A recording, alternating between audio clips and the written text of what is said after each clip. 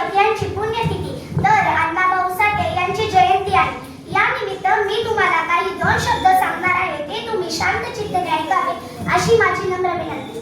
लोकमान्य टिळक यांचा जन्म 23 जुलै 1856 रोजी रत्नागिरी जिल्ह्यात झाला.